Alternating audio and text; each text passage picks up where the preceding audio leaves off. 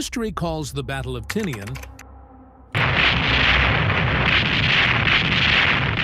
a 9-day campaign.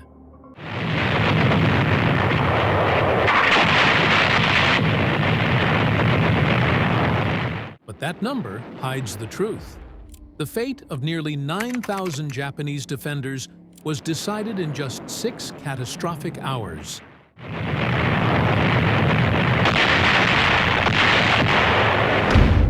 Not by a long siege, not by gradual exhaustion, but by one fatal mistake combined with deception, engineering, and overwhelming firepower.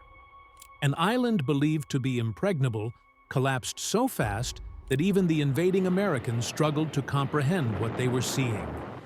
This is the story of how a single night erased an entire defense and reshaped the war in the Pacific.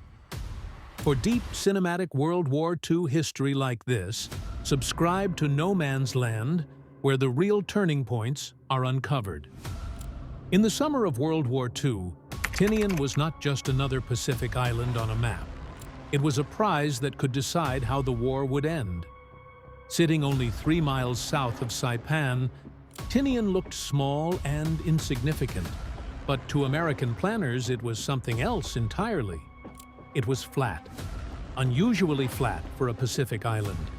Where Saipan was rugged, mountainous, and difficult to develop, Tinian was a coral plateau rising cleanly from the ocean. To combat engineers, it looked like a ready-made airfield waiting to be carved into stone. By mid-1944, the United States had unveiled its most powerful weapon yet, the B-29 Superfortress. This massive bomber could fly higher, farther, and carry heavier payloads than anything before it.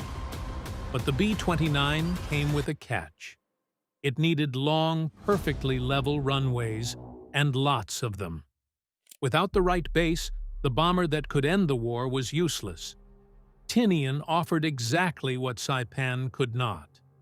If captured, it could be transformed into the largest airbase on Earth, capable of launching non-stop strikes against the Japanese home islands. The Japanese understood this as well.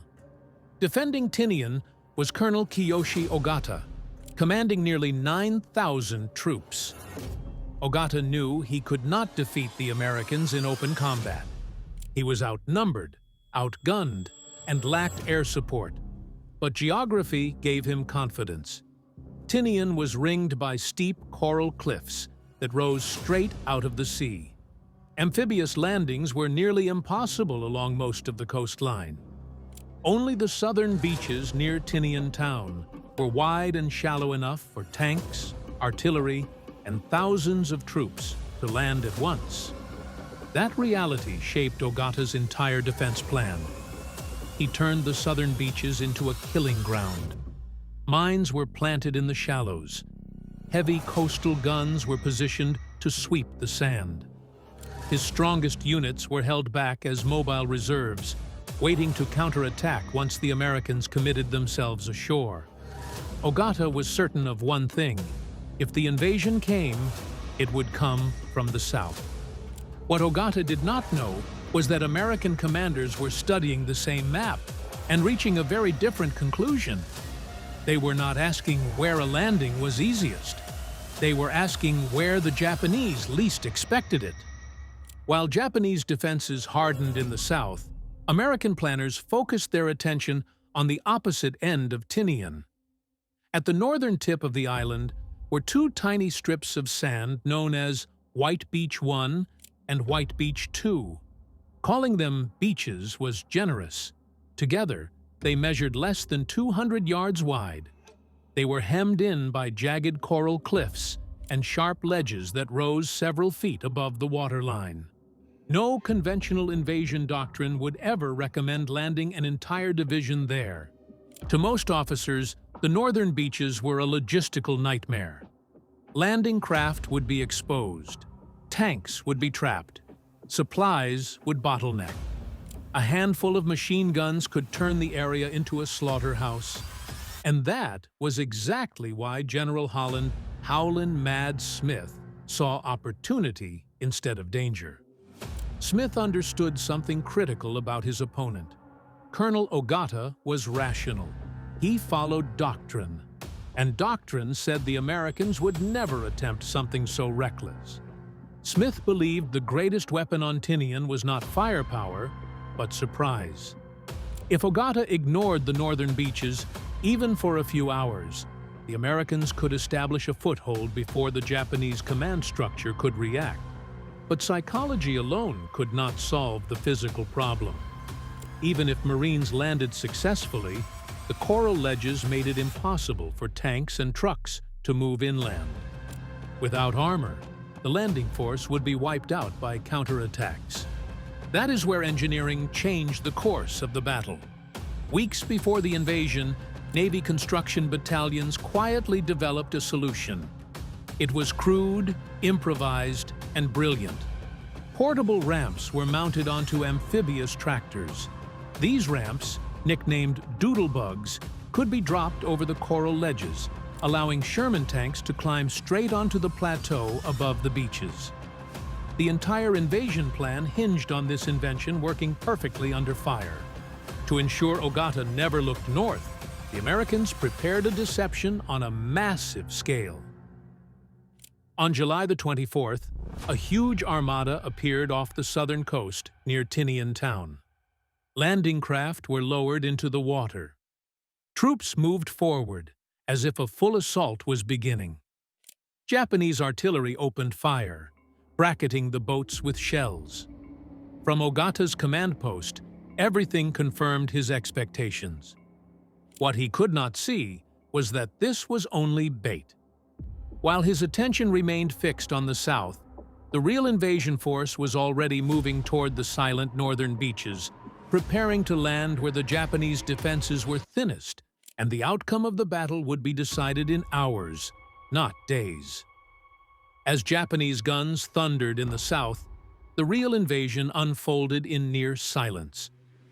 At the northern tip of Tinian, the first waves of American amphibious tractors surged toward White Beach 1 and White Beach 2. There were no sweeping beaches, no wide landing zones, only narrow cuts in the coral cliffs barely wide enough to funnel men ashore. Under normal circumstances, such a landing would have been suicide, but there was no heavy resistance waiting for them. The deception had worked perfectly. Colonel Ogata, convinced the main assault was coming at Tinian town, ordered his mobile reserves south. Elite units that could have crushed the northern landing were now racing toward a fight that did not exist. In the north, Marines poured ashore faster than anyone thought possible. The moment the tractors hit the coral ledges, the doodlebug ramps dropped into place. One by one, Sherman tanks climbed over the cliffs and rolled onto the plateau. What should have been an impossible landing turned into a flood. By mid-morning on July 24th, 15,000 Marines, supported by armor and artillery, had established a secure beachhead. There was no artillery barrage, no coordinated counterattack. The Japanese defenses in the north had been stripped bare. When Ogata finally realized the truth around noon, the situation was already beyond recovery. The Americans were not clinging to the shoreline. They were digging in, expanding outward, and bringing heavy weapons ashore. Ogata faced a brutal reality. If he allowed the Marines to entrench overnight, their superior firepower would grind his remaining forces into dust. He had lost the advantage of terrain, surprise, and timing. His only option was immediate action. That meant a full-scale counterattack under cover of darkness, using speed, numbers, and desperation to push the Americans back into the sea. As night fell, both sides prepared for what they knew was coming. The Marines did not sleep. They transformed their perimeter into a killing zone. Heavy machine guns were positioned with overlapping fields of fire. Barbed wire was strung across likely avenues of attack. 37mm anti-tank guns were loaded with canister rounds, turning them into massive shotguns designed to shred infantry at close range. Across the island, Ogata gathered his remaining strength. Veteran naval infantry units assembled in the darkness. A company of Type 95 light tanks, the pride of his garrison, rumbled into position. The plan was simple and desperate. A massive night charge. Overwhelm the Americans with sheer force before dawn could seal their fate. What followed would decide the battle in just 6 hours. At exactly 2 o'clock in the morning, the stillness shattered. From the darkness beyond the Marine lines, thousands of Japanese soldiers surged forward in a full banzai charge. Shouts echoed across the Coral Plateau as the attackers ran headlong toward the American perimeter, believing speed and shock could break the defenses before daylight arrived. It was a tactic rooted in an earlier era of warfare, one that relied on courage and momentum. But it was about to collide with modern industrial killing power. The moment the charge began, American destroyers offshore fired star shells into the sky. Magnesium flares burst overhead and drifted down on parachutes, flooding the battlefield with harsh white light. The night vanished. The charging soldiers were fully exposed, silhouetted against the pale coral ground with nowhere to hide. What had been intended as a surprise attack instantly became a shooting gallery. Japanese Type 95 light tanks followed the infantry, engines whining as they attempted to punch through the Marine lines. But in close quarters, they were hopelessly outmatched.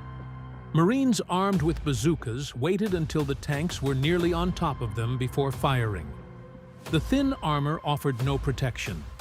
One after another, the tanks erupted into flames, illuminating the battlefield even further and blocking the advance with burning wrecks. Then, the machine guns opened up. Water-cooled Browning guns fired continuously, their barrels glowing as they swept back and forth across the advancing formations. 37mm guns, loaded with canister rounds, blasted entire sections of infantry apart in seconds, spraying hundreds of steel balls with every shot. There was no room for maneuver, no cover, no way to retreat. Japanese soldiers stepped over the bodies of the fallen and continued forward, only to be cut down moments later. Marine reports later described the fighting as mechanical. Targets were so dense that gunners did not need to aim. They simply fired at waist height and let the volume of fire do the work. The noise was overwhelming. Automatic weapons, exploding tanks, and screaming men merged into a single, unbroken roar that lasted for hours. By dawn, the attack had burned itself out. The ground in front of the Marine positions was carpeted with bodies. In just one sector, more than 1,200 Japanese dead were counted. In those 6 hours, the fighting strength of Tinian's defenders had been shattered beyond recovery. When the sun rose on July 25th, the Battle of Tinian was effectively over, even though the official campaign would continue for days. Colonel Ogata's army no longer existed as a coherent force. His command structure had collapsed. His best officers were dead. His armored support had been annihilated in a single night. What remained were scattered groups of stunned survivors, leaderless and cut off, hiding wherever they could. American commanders immediately understood what had happened. This was no longer a battle between two organized armies. It was now a cleanup operation. The Marines did not rush forward recklessly. They advanced methodically, sealing off sectors of the island, tightening the noose hour by hour. The shattered Japanese units attempted small counterattacks, but without coordination or heavy weapons, they were crushed almost instantly. Many defenders fled into the island's sugarcane fields and limestone caves, hoping to wait out the Americans or die on their own terms. But the nature of the battlefield had changed.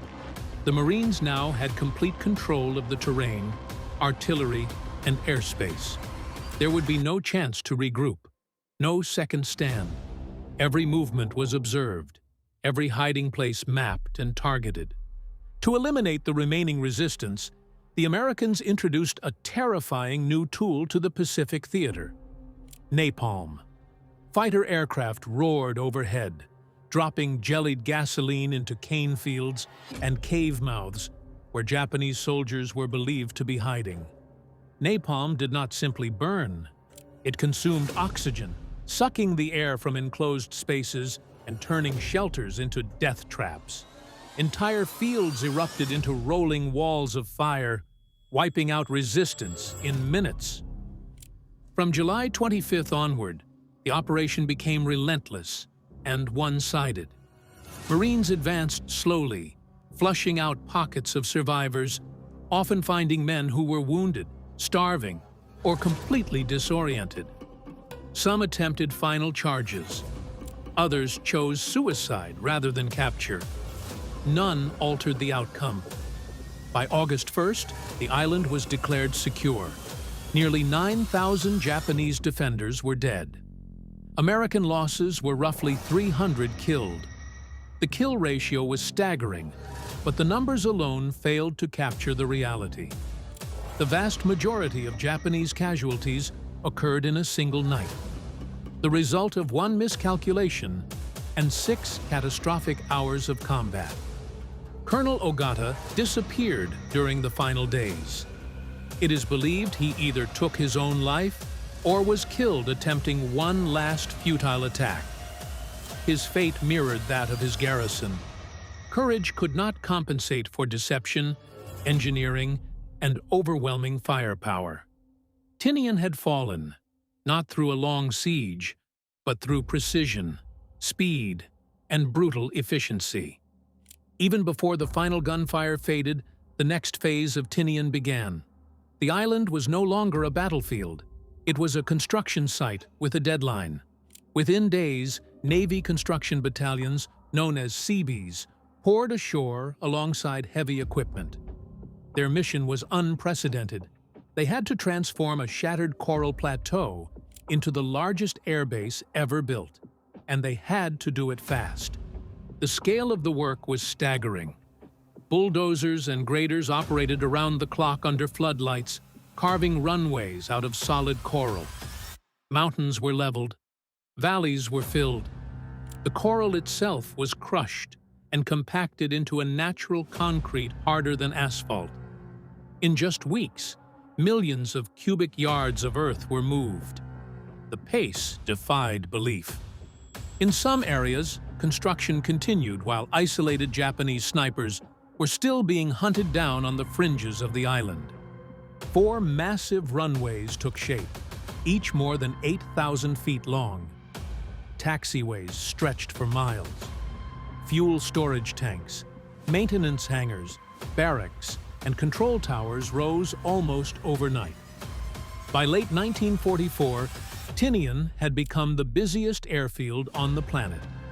Bombers launched every few minutes, day and night, forming endless streams toward the Japanese mainland. The B-29 Superfortress finally had the base it needed. From Tinian, American bombers could reach every major industrial center in Japan, with heavy payloads and reliable return routes. The strategic balance of the war shifted permanently. Japan could no longer hide behind distance or geography. The home islands were now fully exposed. For the men who had fought and died to hold the island, this transformation would have been unimaginable. Tinian was no longer a defensive outpost.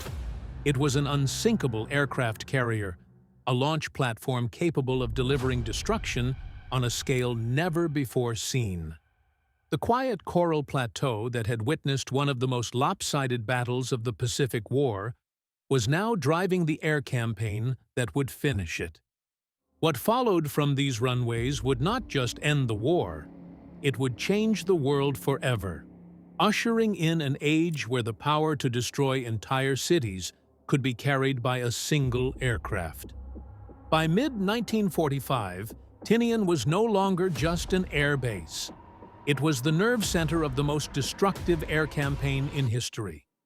Every day and every night, waves of B-29 bombers lifted off from its runways, their engines shaking the coral beneath them as they headed west toward Japan. Cities burned, industry collapsed, civilian morale shattered. Yet even this was only a prelude. At the northern end of the island sat a quiet, heavily guarded section of North Field.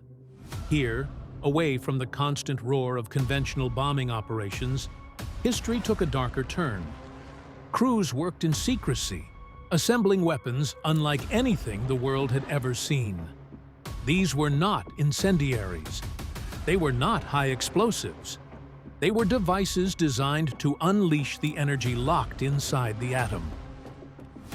On the morning of August 6, 1945, a B-29 named Enola Gay rolled down a runway carved from the same coral where thousands of Japanese soldiers had died just a year earlier. The aircraft lifted into the sky carrying a single bomb nicknamed Little Boy. Hours later, Hiroshima ceased to exist as a functioning city. Tens of thousands were killed instantly. The war entered a new age. 3 days later, it happened again. Another B-29, Bockscar, took off from Tinian carrying Fat Man. Its target was Nagasaki. Once more, a city vanished beneath a blinding flash and a rising cloud shaped like a pillar of smoke and fire. The psychological shock was absolute. Japan now faced a force that could erase entire urban centers with a single aircraft. The soldiers who died defending Tinian never knew this would be their island's ultimate legacy. They believed they were protecting the outer shield of the empire. Instead, their defeat turned Tinian into the launchpad for the final blows of World War II. Their sacrifice did not delay the inevitable. It accelerated it. From this point forward, there was no path back. The world had crossed a line that could never be uncrossed. Tinian, once a quiet coral island, had become the threshold of the atomic age. When historians look back at the Battle of Tinian, the scale of destruction is often reduced to statistics. Nearly 9,000 Japanese dead, roughly 300 American losses, a kill ratio approaching 30-1. But numbers alone cannot explain what truly happened on that island. The battle was not decided by endurance or bravery over 9 long days. It was decided by a single decision made under false assumptions. Colonel Ogata did not lose because his men lacked courage. They charged headlong into machine gun fire, knowing they would likely die. He lost because modern warfare no longer rewards predictable thinking. His defenses were sound. His plan was logical. But it was built on the belief that the enemy would behave rationally, follow doctrine, and avoid unnecessary risk. The Americans did the opposite. General Smith's victory was sealed before the first Marine stepped onto the beach. The deception at the southern coast froze Japanese decision-making at the exact moment flexibility was required. By the time the truth was understood, the clock could not be turned back. Ogata's forced counterattack was not reckless. It was inevitable. Doing nothing guaranteed destruction. Attacking offered a slim chance of survival. That slim chance vanished under star shells and machine gun fire. For the Marines, Tinian became a textbook example of how intelligence, engineering, and planning could save lives. The Doodlebug ramps solved a geographic problem that should have made invasion impossible. Naval gunfire and coordinated defenses turned a desperate night assault into a massacre. It was brutal, efficient, and final. For Japan, Tinian represented the collapse of defensive illusions. Island fortresses could be bypassed, tricked, and erased in hours. Courage without adaptability was no longer enough. The Pacific War had entered its final phase, where overwhelming force and innovation decided outcomes faster than human decision-making could keep up. Tinian stands as a warning written in blood. In modern war, one misread map, one misplaced reserve, one assumption about how the enemy will think can erase an entire army before dawn. The island did not fall slowly. It collapsed in a single night, proving that sometimes history turns not on long campaigns, but on a few irreversible hours. By the time the island was officially declared secure, the outcome of the Battle of Tinian had already been sealed for days. The paperwork said 9 days. History remembers 6 hours. That narrow window of darkness on the night of July 24th erased nearly an entire defending force and reshaped the future of the Pacific War. What followed was not resistance, but inevitability. Tinian proved that modern war was no longer decided by how long a force could hold ground, but by how quickly an enemy could be deceived, outmaneuvered, and overwhelmed. The Japanese defenders did everything they were trained to do. They fortified the obvious beaches. They prepared reserves. They waited for the enemy to land where logic said they must. And because of that, they were defeated before they ever understood the real battle had begun. For the United States, Tinian became the ultimate proof that speed and intelligence could save lives. The invasion avoided the bloodbath that would have occurred on the southern beaches. The engineering solution of the ramps turned impossible terrain into an open door. The coordinated defense during the night assault ended the fight in hours instead of weeks. Fewer American lives were lost, and the strategic payoff was immeasurable. From this island, the air war reached a level never seen before. Japan's industrial heart was no longer protected by distance. The Pacific became a one-way road leading straight to the home islands. Tinian did not just fall. It became the launch point for the final chapter of World War II. The tragedy is that most of the men who died on Tinian never knew why their island mattered so much. They fought to hold ground, not knowing that its capture would determine how the war ended. Their deaths were not spread across a campaign. They were concentrated into a single night, the result of deception, meeting, desperation. Tinian remains one of the clearest lessons in military history.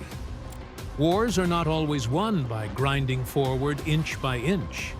Sometimes they are decided by a map, an idea, and a few hours where everything goes wrong for one side and perfectly right for the other.